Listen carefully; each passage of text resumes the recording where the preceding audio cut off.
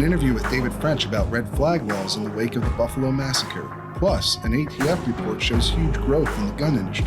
That and more on this episode of the Weekly Reload Podcast. I made the devil run.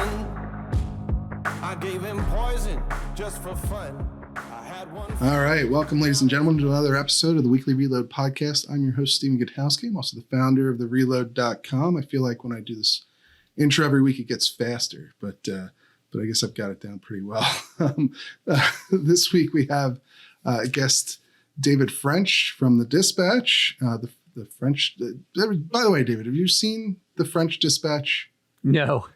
The movie? No, I heard there's no superheroes in it, nor is there any Will Ferrell. So I just, whatever. It's a movie about sort of journalism, and it's called The French Dispatch. So I saw it. I liked it. It's very Wes Anderson, of course. Yeah, I enjoyed it quite a lot. But I mean, I certainly thought of you while I was watching the movie. Anyway, don't you have a newsletter called The French Dispatch? No, it's the French Press. It is part of the Dispatch. Close, yeah, right. Yeah. So it's French Press newsletter in the Dispatch. Yeah. You should sue them.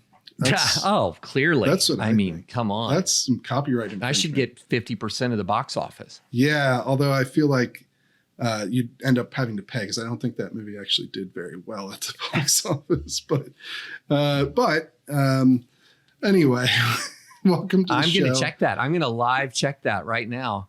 You should. You should get a cut. That's it's like stolen identity. Almost. Worldwide box office $46 million. I mean, half of that, 23 million. That's on a budget of what though? I don't know. I don't because that movie had there's a lot of famous people in that movie. Yeah.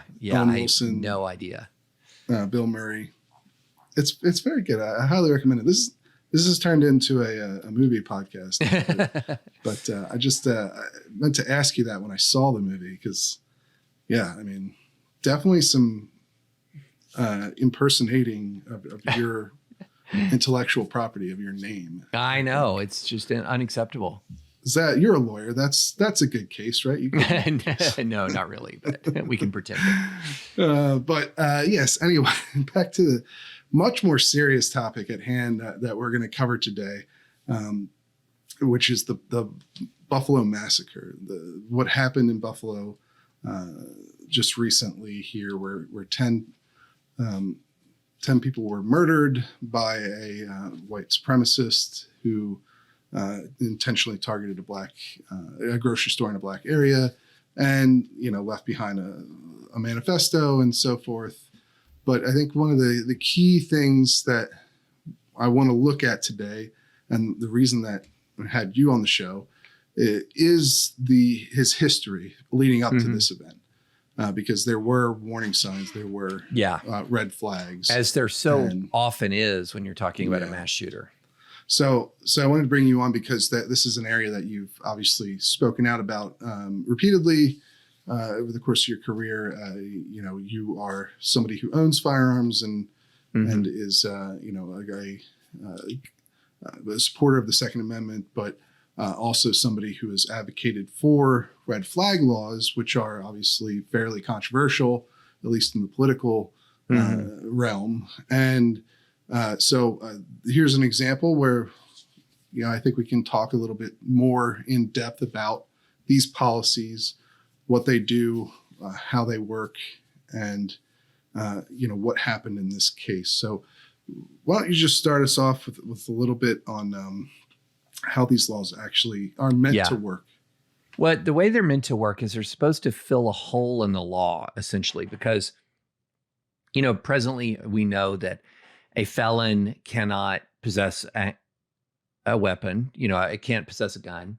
And then there are certain types of mental health adjudications that can result in a deprivation of your right to own a gun. So, but there is a big range between someone who's a felon and somebody who's actually gone through the kind of adjudication that results in, or the kind of state mental health process that results in the deprivation of an ability to own a weapon, where there are people who are quite disturbed and exhibit that they're disturbed, but either they don't tip all the way over into the level of mental illness that would lead to a kind of adjudication that can bar access to a weapon, or quite frankly, the process of a mental health adjudication is so opaque.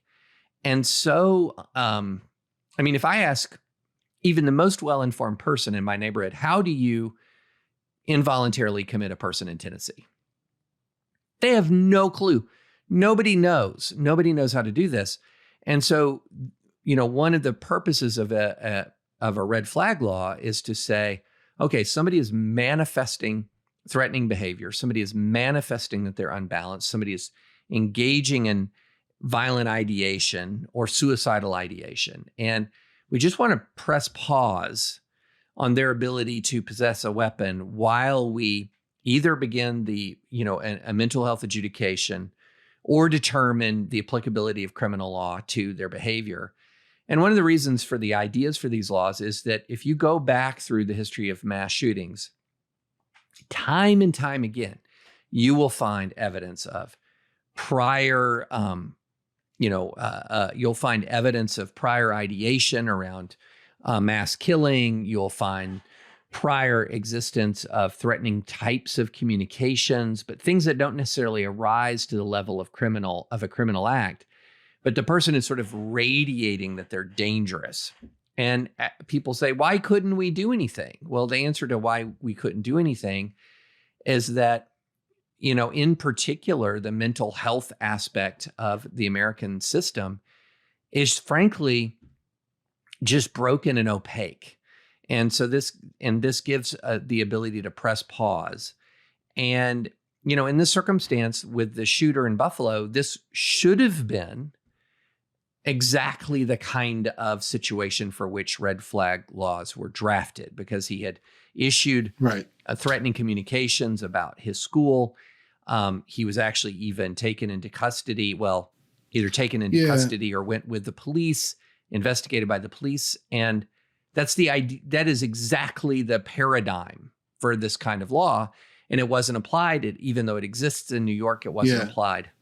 And so that's the key point here, right? Is that this shooter in Buffalo, first of all, you're correct. A lot of these guys who carry out these sorts of, horrific attacks do exhibit some warning signs beforehand, and rather serious ones in most cases. You saw it in Parkland, where that shooter had made a number of threats. He'd also committed, domestic violence against his mother at certain points. He'd attempted suicide. There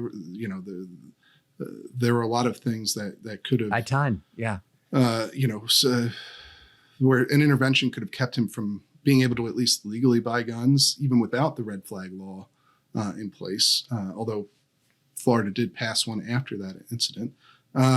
You saw with the Aurora, Colorado theater shooter as well. He had met with a psychiatrist on campus and expressed homicidal thoughts, but apparently the psychiatrist didn't believe it was specific enough threat to lead to involuntary commitment in that state. And then, the Buffalo here, we had this shooter describe a threat towards, or a desire to kill himself or others, to a teacher at his school last year in June. He was taken by police to a mental health facility where he was examined over the course of a day and a half, apparently, in this facility, and then released without being involuntarily committed. I guess there's some still not a lot of detail as to why that doesn't qualify as involuntary commitment. Perhaps he had agreed to do this on a voluntary basis before being released. But you're right. Nobody in that chain had initiated a extreme risk protection order, as the sort of the technical term for a red flag order. And in New York, anyone really in that group could have. The school, the police, the prosecutors can do it in New York, and so can family members of the at least parents can. and nobody did. And so a few months later, he was able to buy the gun that he ended up using in this attack, which would not have been possible if he had been subject to one of these orders. Now, I guess, in your opinion, based on those facts, we don't, because nobody actually went through the process, we don't know for sure that he would have been, that an order would have been issued against him. So I want to get your take on it. It seems that you're saying this is highly a situation likely, where highly likely, because the burden of proof of getting an order in New York is not incredibly difficult to meet. And the pattern here is consistent with the kind of behavior manifested by other mass shooters. And so, one of the best things that I would urge people to go and read this document, and that this is Governor Doug Ducey, after of Arizona, Republican governor of Arizona, after the Marjorie Stoneman Douglas shooting, commissioned a report for essentially a school safety program for Arizona. And so what he did is he went through the report went through every major school shooting. And now we know this was a supermarket shooting, not a school shooting. But the deadliest school shooting of the last 20 years, from Virginia Tech to Sandy Hook to Marjorie Stoneman Douglas to Columbine to Umpqua Community College, and looked at whether one of these red flag type laws could have been applicable.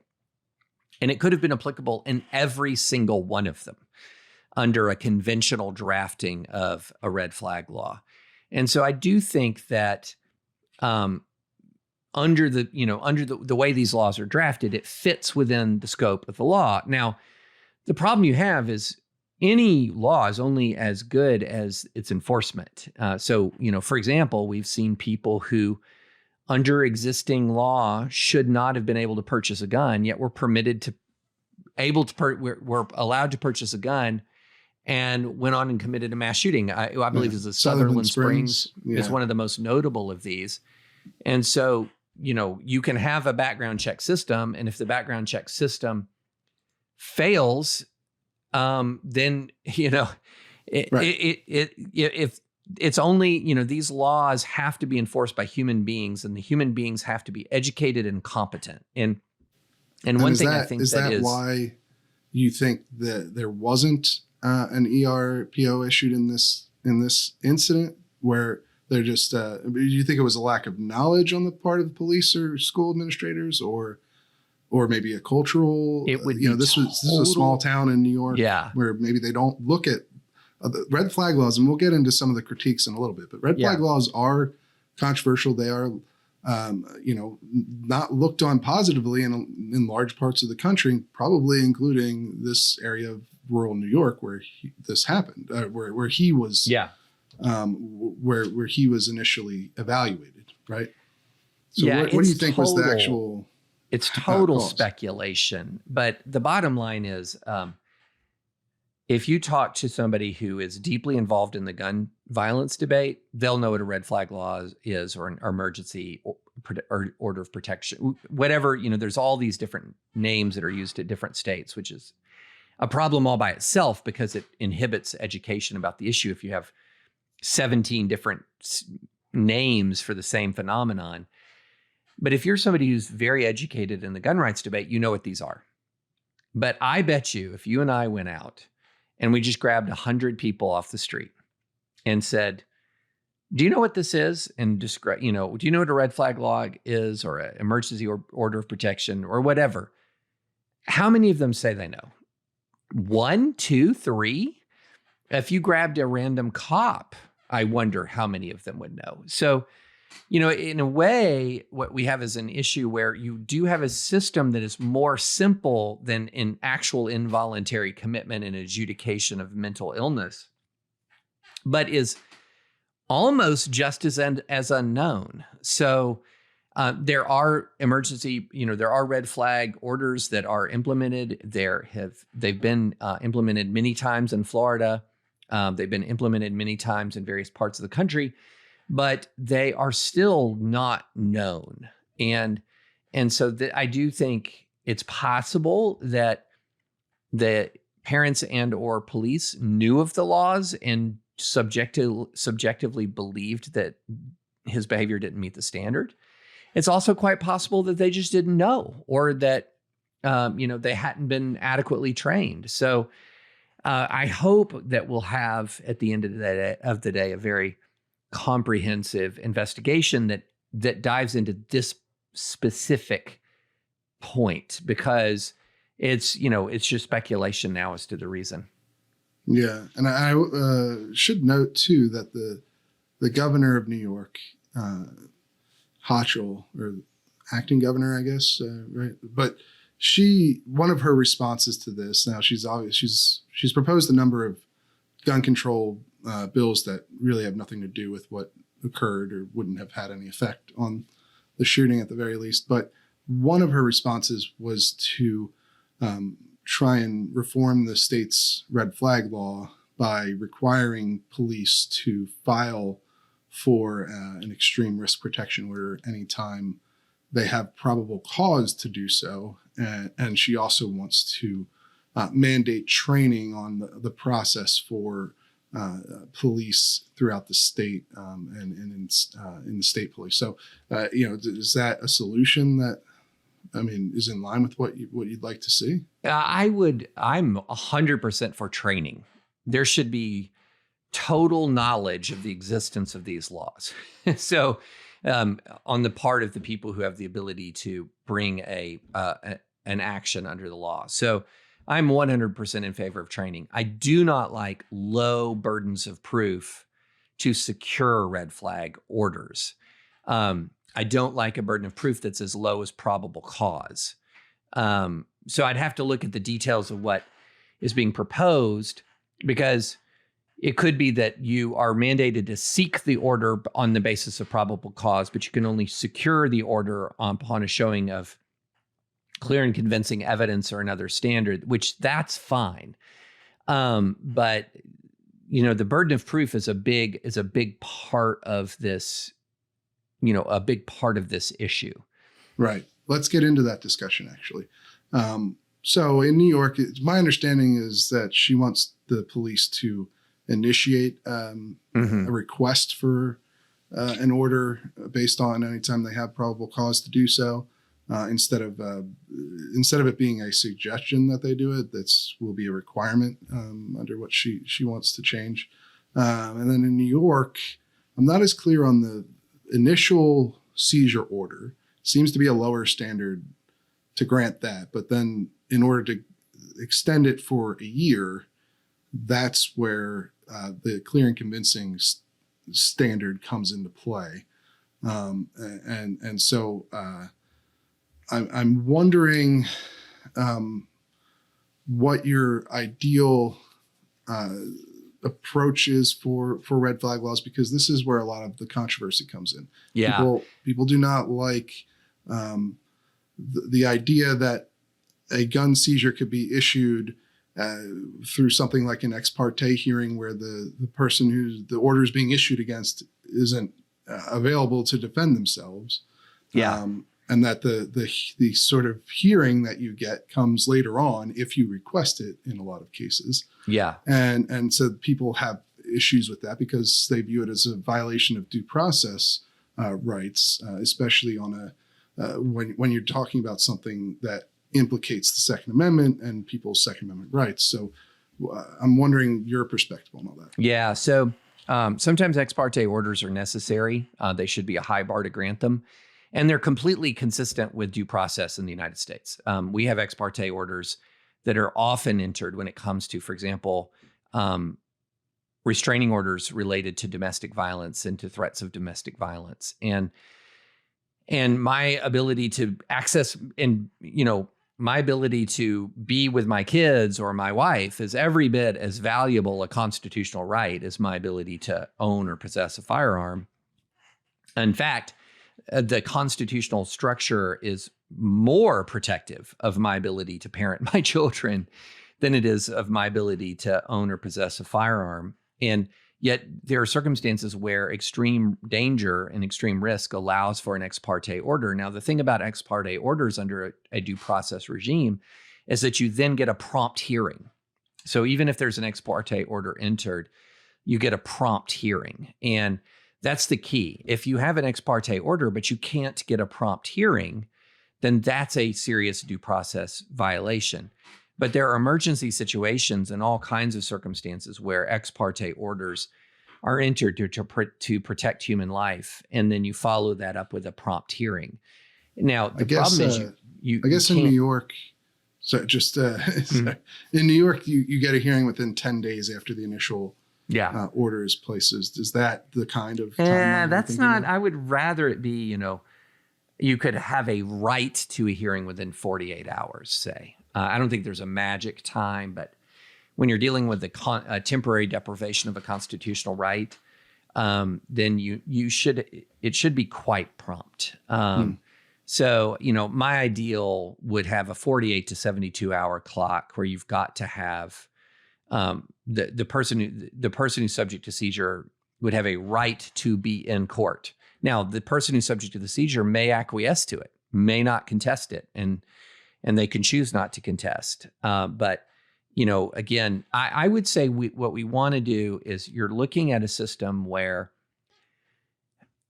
very similar to the kinds of risk protection orders or injunctions, or, that there's various different names for these, for domestic violence protection orders, that the kinds of due process and the kinds of hearing timelines and burdens that exist in that kind of world are a pretty rough approximation of what can exist in the world of firearms, because again, you're dealing with you're dealing with some of the most important liberty interests in your life when you're dealing with access to your own family.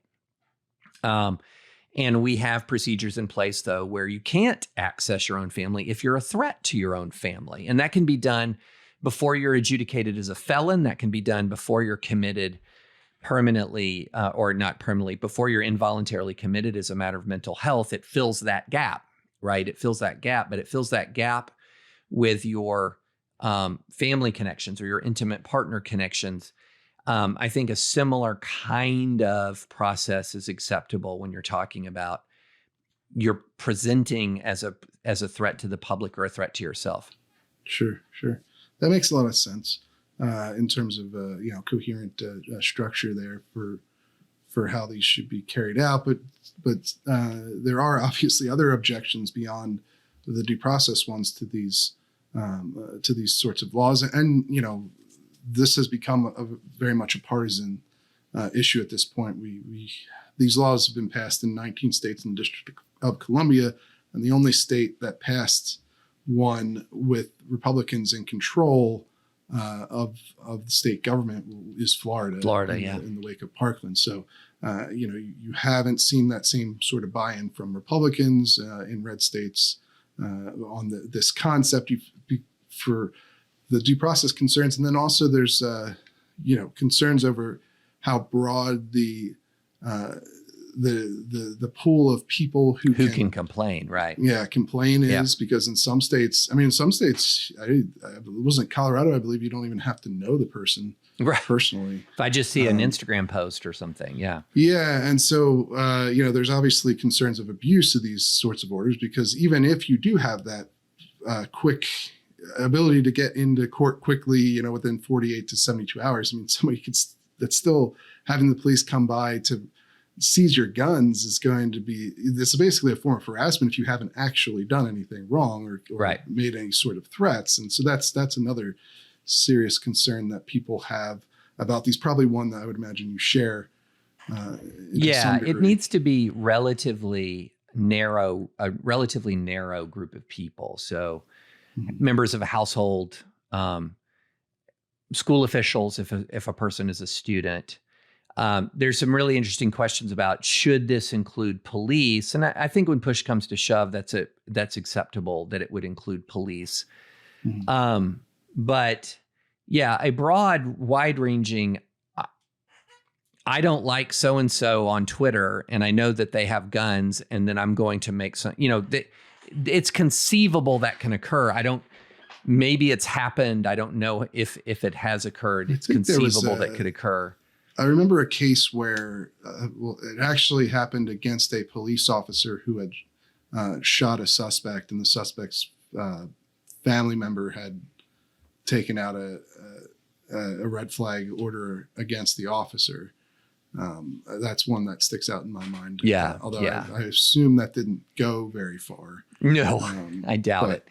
But that was an example that I recall. The other issue that I've heard with these sorts of policies is the idea that they are limited in their approach to solving the issue, right? All they do is require someone to give up their firearms.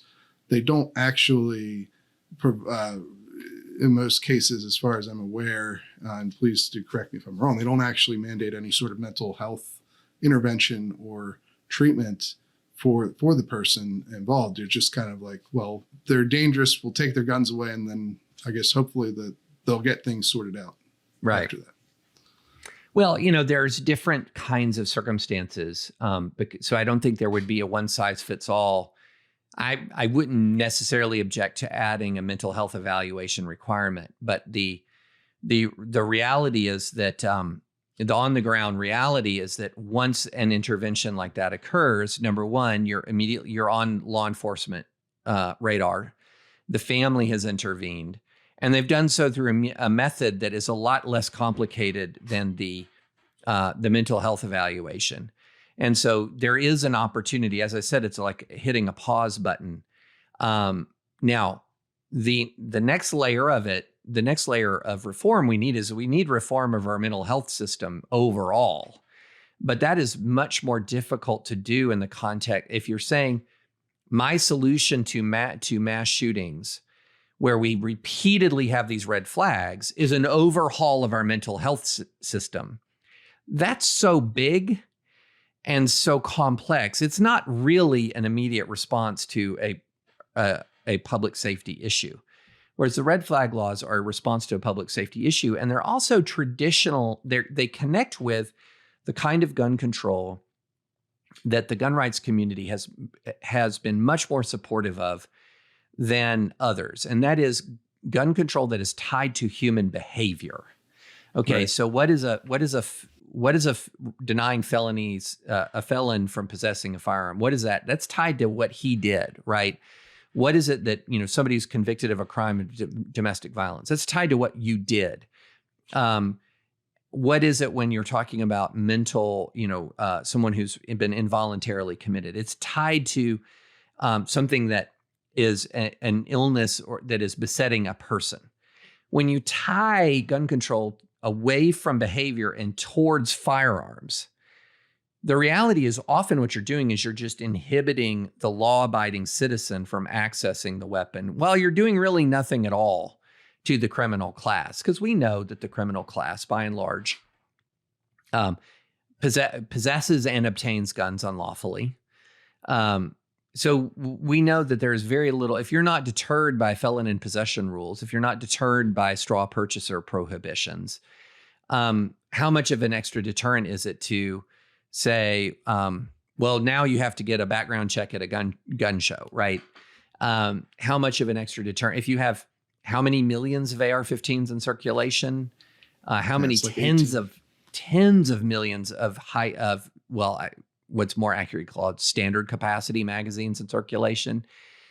What you're doing when a lot of these weapon and magazine of weapons that are commonly used for a lawful purpose, what you're doing with those kinds of restrictions is you're putting something that's not even really a speed bump in the way of the criminal, but you're putting a bar in the way of the law-abiding citizen. And that's where you sort of have a fundamental underlying problem with those kinds of gun control regulations. Whereas the red flag law, it's tied to your behavior.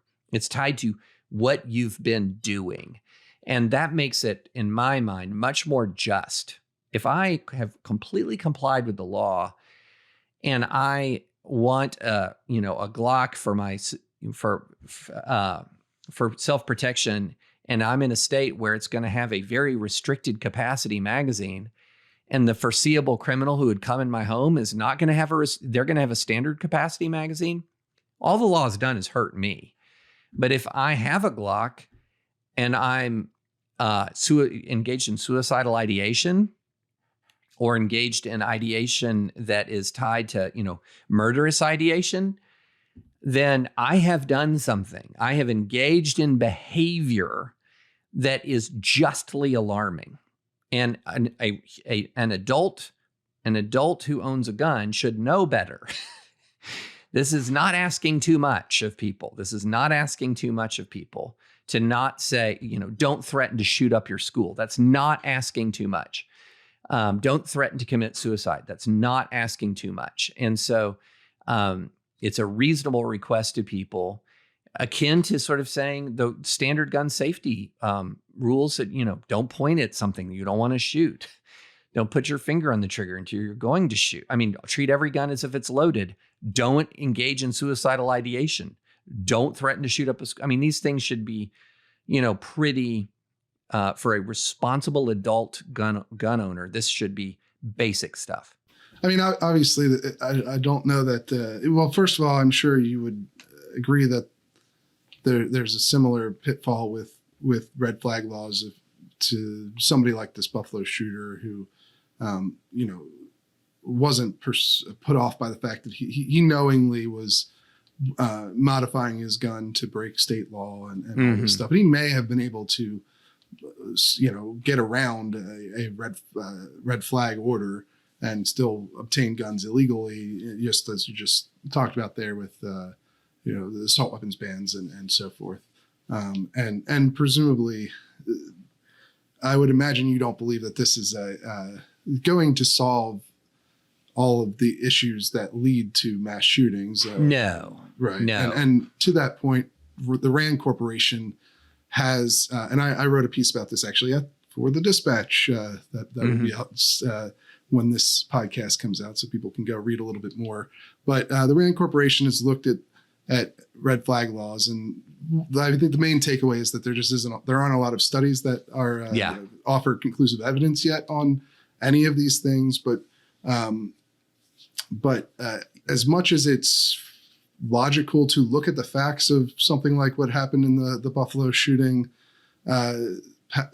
history there, and conclude that the red flag order could have, at the very least, made it more difficult for him to carry out his attack. All we really have right now are anecdotal or anecdotes about how these could prevent shootings, or maybe I believe there was the study. One of the studies did look at the data on how often these are requested for, homicidal threats versus suicidal threats, and they did find 21 cases in California that were related to potential shootings. So that there may be some more evidence, but there isn't quite a lot yet on how these actually work in practice, from a scientific standpoint, at least. And what we do know is there is at least some, I guess, RAND Corporation labeled it inconclusive evidence, but there is at least some evidence. They at least found some studies that met their standards for inclusion on suicides, which is what these orders are used far more often for. Yeah. And I mean, but of course that I would imagine is also something else that would, that advocates actively talk about with these laws. I'm sorry. That is a known factor. That's something that everyone's aware of, that these are actually used more often to prevent suicides than they are for mass shootings, probably because mass shootings are very rare, much more rare than suicides, of course. Yeah. But I just think it's something to keep in mind when we talk about these things, as much as it's logical to think through, if you're on board, if you're if you've reconciled the concerns about due process and some of these other things we just talked about, and you look at the situations and think that there's a logic to how this could have stopped the shooting, there is still some caution that needs to be included because we don't have robust data on how these actually affect the real world. Yeah. Because they're new, they're relatively new, they're relatively unknown. Right. And so, just like with New York, even though that tool was just sitting right there in theory available to be used, then it can't be effective if it's not used. And then the other thing that's the other thing that makes it tough is that if you do use a red flag law, you don't ever know that it averted a school shooting. Right. Right. So you can't say it's hard, right? Yeah. Yeah. You can't Because say if 10 you're school shootings averted. Yeah. You won't know. You'll never know. Right. Yeah. Exactly. That is one of the problems, I guess, even with studying it, because it's like, right. I mean, you could look at the rate of mass shootings, but mass shootings are so rare. At least the traditional definition of a mass shooting, which is four or more people killed in a single act.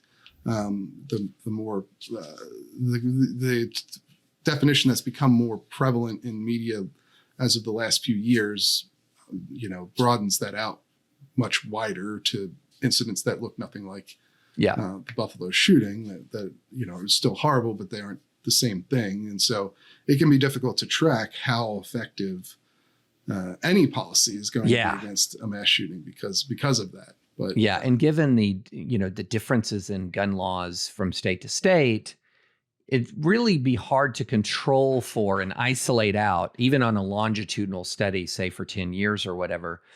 It'd be really hard to pull out and isolate out just the red flag piece of it. Although I'm sure you can design studies, some better than others, and they can get closer to pulling that out. But I think we're years That's where away. a lot of subjectivity comes. Subjectivity comes into play in those sorts of studies. That's why a lot of them get rejected by RAND in their reviews in a lot of cases. Yeah, you're years away from a better picture. I mean, frankly, because you're talking. Usually, they're using like synthetic,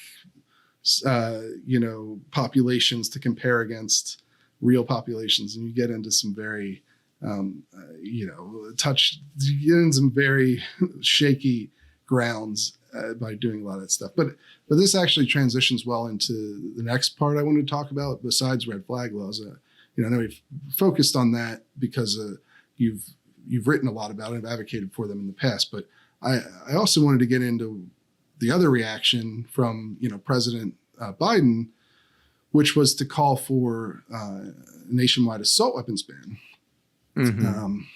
in the wake of the Buffalo shooting. Can you give us a little bit of your reaction to that? I mean, you hear this every time. I don't, we always go back to the old assault weapons ban and the conclusion that the old assault weapons ban didn't really contribute materially to any reduction in gun violence. But that's, a lot of water is under the bridge since that time. And quite frankly, a lot of assault weapons, a lot of AR-15s have been sold. Mm-hmm. And so the thing that I would say about AR-15s, the theory behind it appears to basically be, because there doesn't seem to be any real evidence that a person is more likely to be a mass shooter when they own an AR-15, because there have been a lot of mass shootings that take place with handguns. The theory it's actually not the most common weapon, right? According to the Washington Post's database. Right. It's not the most common weapon for mass shooting. A pistol still is. The theory seems to be that, and again, and AR-15s are not very common at all in gun violence writ large. They're also not common in suicides. So, if you're talking about gun violence, the three big categories of gun violence that worry Americans: suicide, a rifle is not your weapon of choice typically. Regular, sort of quote unquote, regular street crime. Rifle is not the weapon of choice there. It's hard to conceal. More people die to fists and hammers and bats and all of that than to rifles. And then mass shootings, AR style weapon is not necessarily the weapon of choice in a mass shooting. So the theory seems to be we're going to ban a weapon that is the most popular rifle sold in the United States, because in a very, very, very, very, very, very small percentage of the time, it might be more lethal in specific mass shootings than a handgun would be.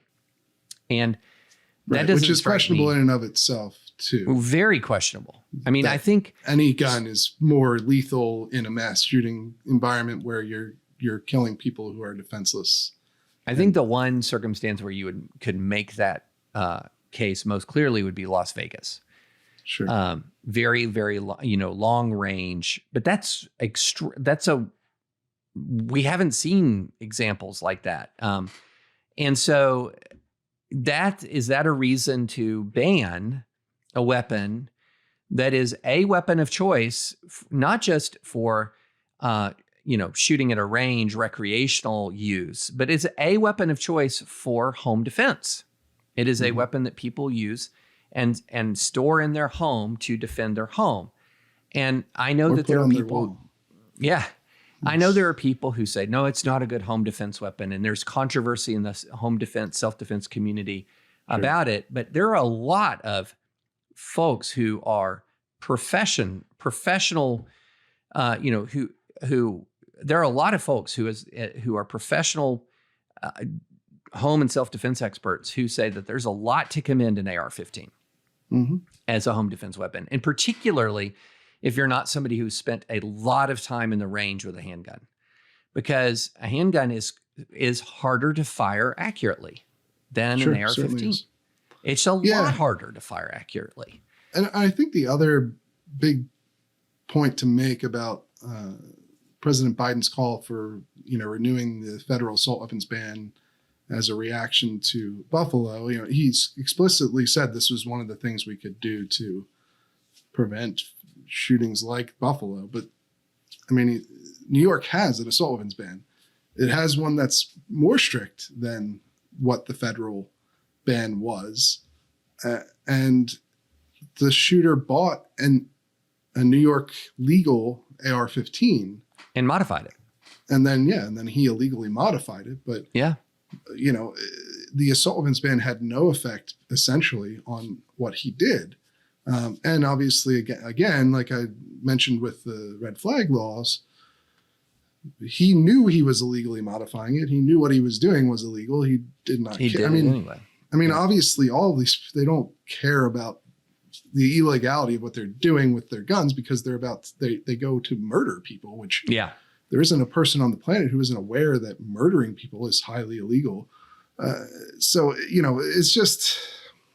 one of the things I when I talk to people who are mystified by are mystified that a normal human being would own an AR-15. They're just, in gun rights, in states where gun rights are well protected and there's a gun culture, you don't have to explain yourself. Of course, you'd have an AR-15. It's. And where I live, I would be surprised if I met somebody and they don't have one.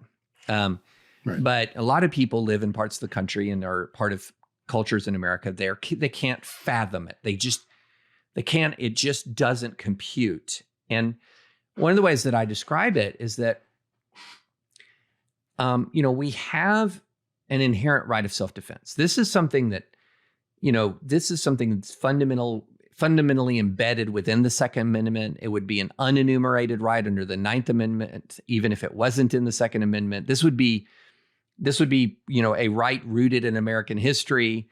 And so we have a right of self-defense.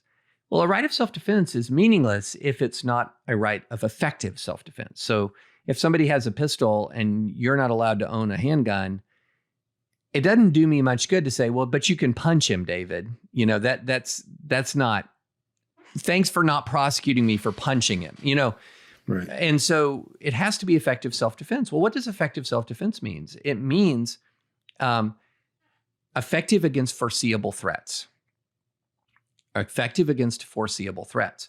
Now, a tank isn't a foreseeable threat, right? So sort of this idea that that it's a complete. I'm not going to take umbrage at, say, a ban against me owning a javelin, right? Because a tank is not a foreseeable threat. That I don't need that's not really dealing with my right of self-defense. But what is the most foreseeable threat to me? It is a person who would attack me with a semi-automatic firearm. That is the most. It's not a six shooter, you know. It's generally probably not a pump action shotgun. It's probably somebody attacking with a semi-automatic firearm with a standard capacity magazine. So if that's the most reasonably foreseeable threat, then I should be able to own a semi-automatic firearm with a standard capacity magazine. And if you're saying I cannot own a semi-automatic firearm with a standard capacity magazine, what you are telling me is I, as a matter of law, should be less able to defend myself than a standard criminal is able to attack me. and that strikes me as sort of a fundamentally unjust stance. Yeah. Well, I think, I think obviously a lot of people are going to disagree with you out there in the gun control community, but I would imagine a lot of people who are gun owners will certainly agree with you. And it goes we back agree with to each other point. on that. Oh, certainly. I certainly agree with you personally, but I think it goes back to your point about the preference for restricting individuals who have shown themselves to be dangerous.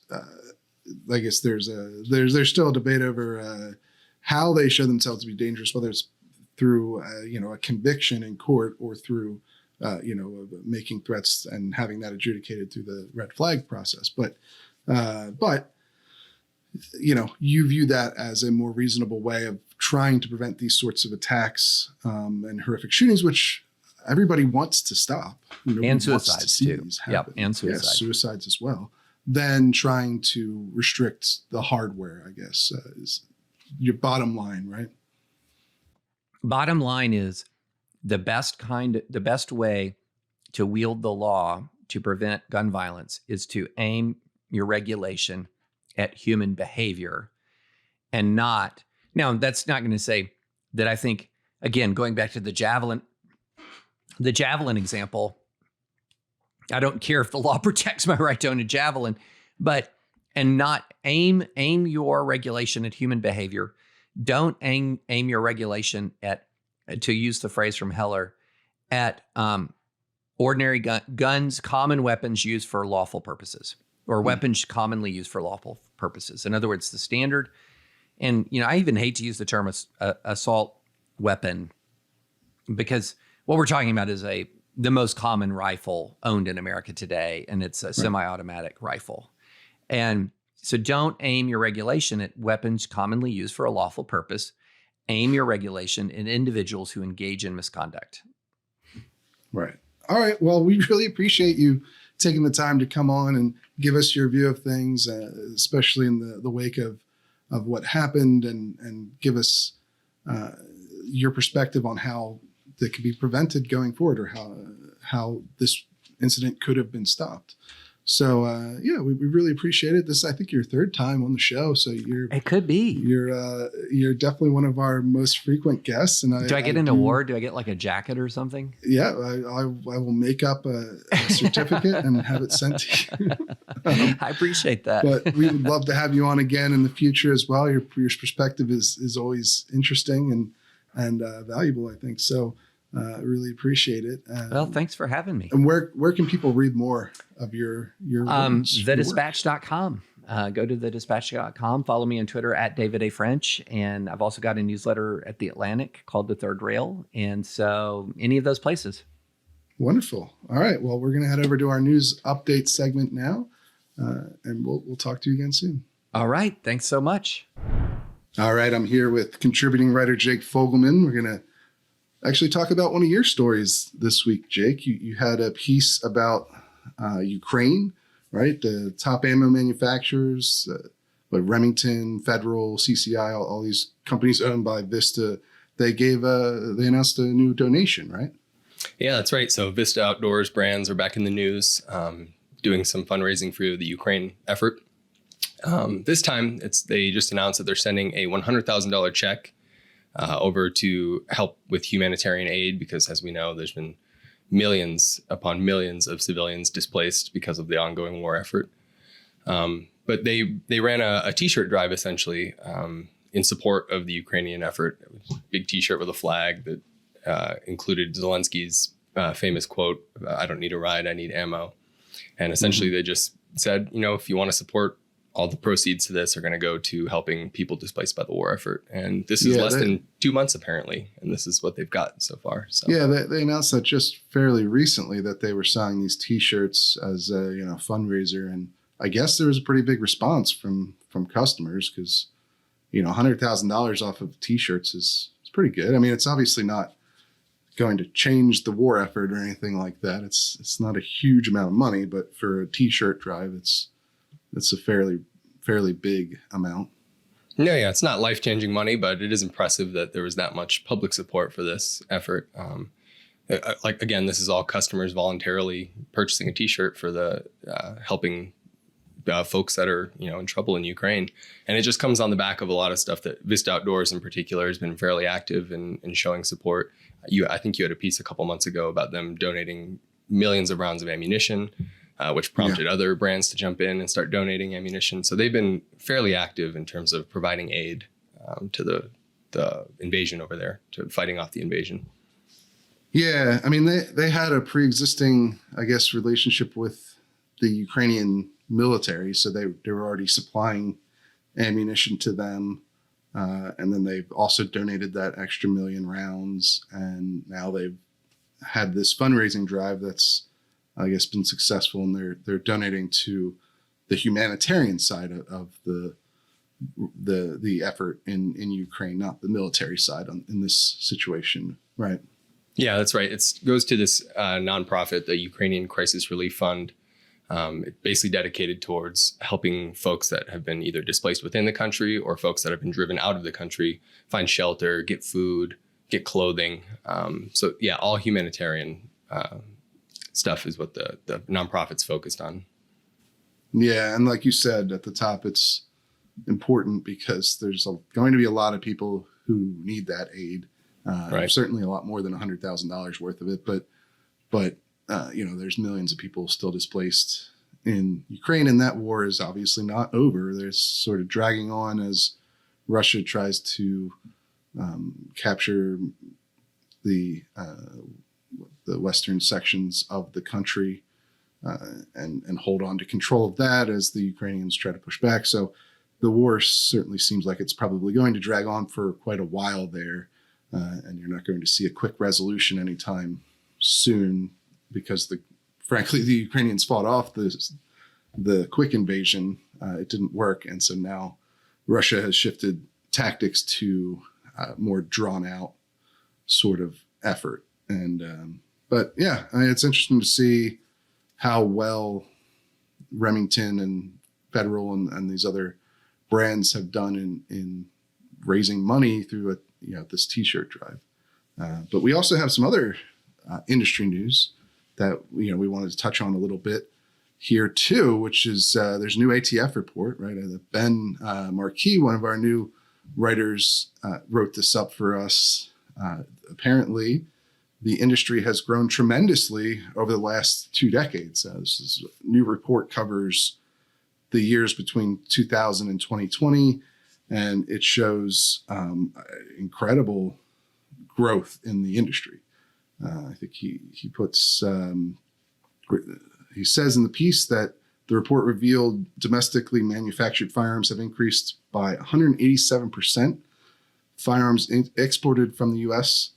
By 240%, and firearms imported to the U.S. by 350%. So, over 2 decades, the industry has just taken off. Right. And it's another piece of information that in this overall story we've been covering for months here at the Reload, right? With the growth in gun ownership. You've written a number of stories about that as well, right, Jake? Where we've seen all these signs that more people are buying more guns than ever before. Yeah, no, this is, like you said, it's just an explosion in the firearms industry. It's the fact that domestic manufacturing's up, imports are up, exports are up. So the firearms industry's fingerprints are all over the commerce in weapons right now. This this stat right here is pretty interesting, just in terms of domestic manufacturing. In 2000, when the beginning of the report started, 3.9 million firearms were produced. And up to 2020, when the report ends, they had 11.3 million. So just about an 8 million firearm jump annually. And that's crazy.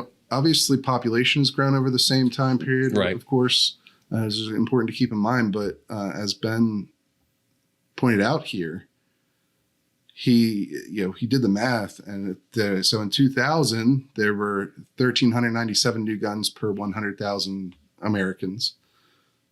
By 2020, it was 3,410 per 100,000. So that's it's a lot, right? So even accounting for population growth, it's still a big boom in domestic firearms manufacturing for sure. Right. And as you said, it ties in kind of to the trends we've been looking at, just the growth of shooting sports, the growth of interest in owning firearms.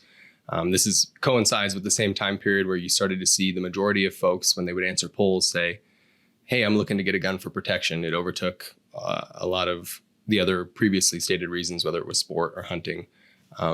So just a massive boom. It also coincided with the carry revolution too during these two decades. So all these things, sort of this confluence of factors, and you see it in the data, what's happened with the firearms industry responding to those changes among the general population.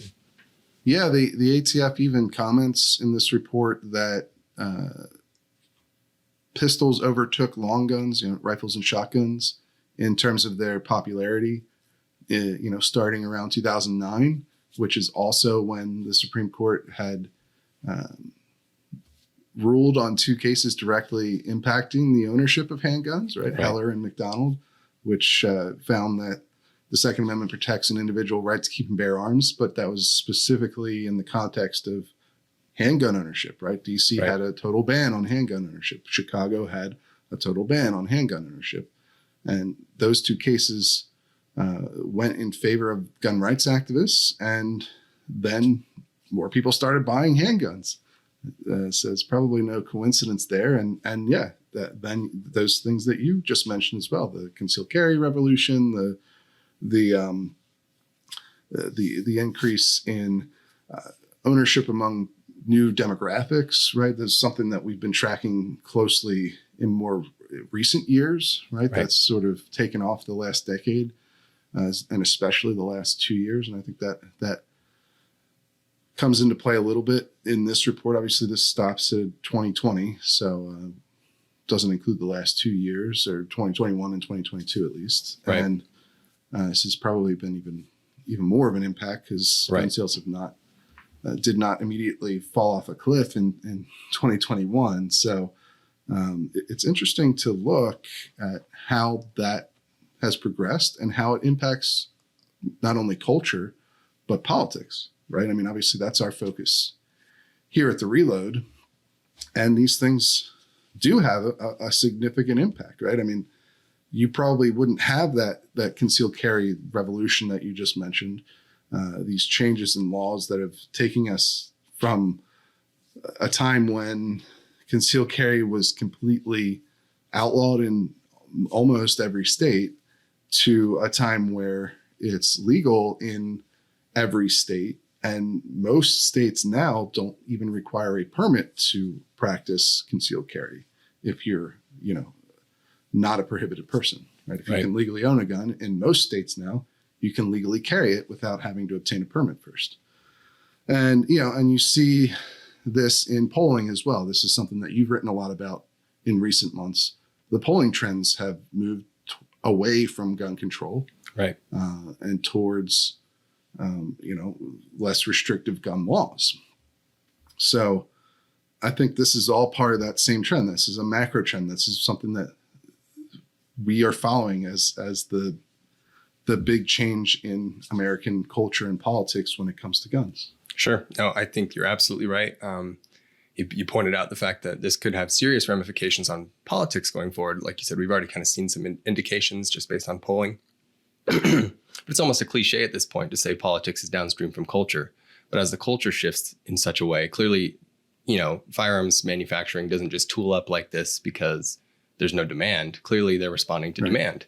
And as the culture has shifted in all the ways you laid out in terms of concealed carry and personal protection, et cetera, I think that could have some very serious effects on the way we treat gun politics going forward. You're already starting to see that now. There's not a lot of movement at the federal level. It doesn't seem like there's a ton of appetite, despite what, there's sometimes some statements in favor of gun control, but there's really no serious push for gun control at the moment. So yeah, this will be an interesting thing to watch for sure going forward. Yeah, I think so. I think the other trend that's interesting is it's not just more people buying guns, although clearly we've seen that.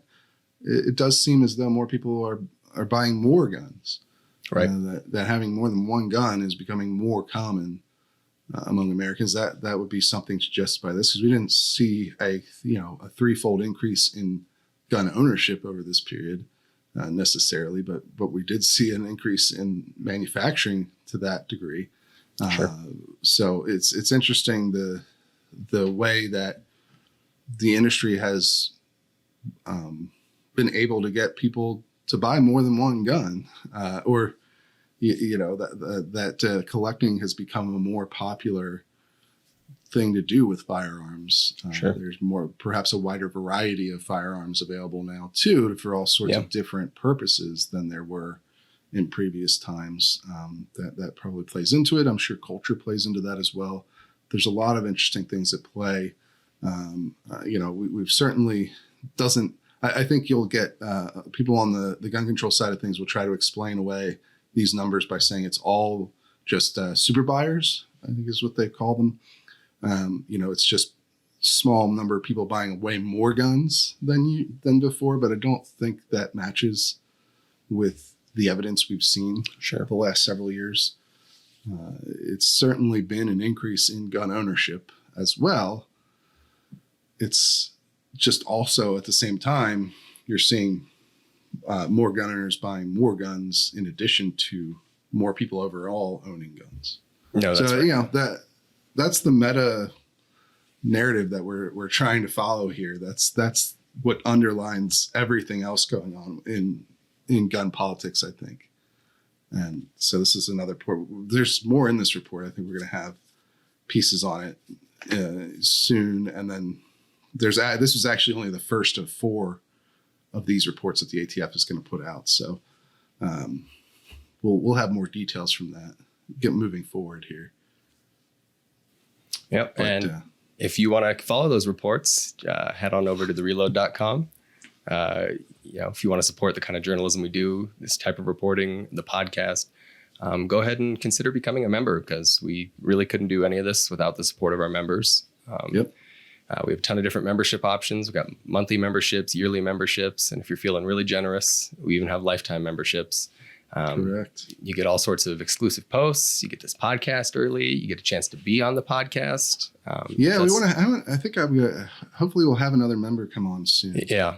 Although I think we're going to do. I think we would try to do a Q&A episode again. Okay. Soon, that'd be great. Which members are the ones who get to ask the questions as well. So right. That's another reason to become a member at the Reload. You can send in your questions. I think we'll do an NRA Q&A episode next week, because that's the annual meeting is coming up next week. Also, it seems the ATF director nominees hearing is also going to be next week, so it'll be a busy week. Sure, for sure. But yeah, so we'll do a NRA Q&A episode next week where members can send in their questions, and we'll try to answer them the best we can. But, if you want to participate, make sure you join ahead of time. Absolutely. But that's all we've got for this week. Please, if you've made it this far in the episode, why don't you rate the show and give us a little review? We like to hear from our members, hear from our listeners about how we're doing and things we can improve and what they like and so forth. So I do read all those reviews and try to adjust accordingly. So please help us out by leaving a review or a rating. Anyway, we will see you guys again next week.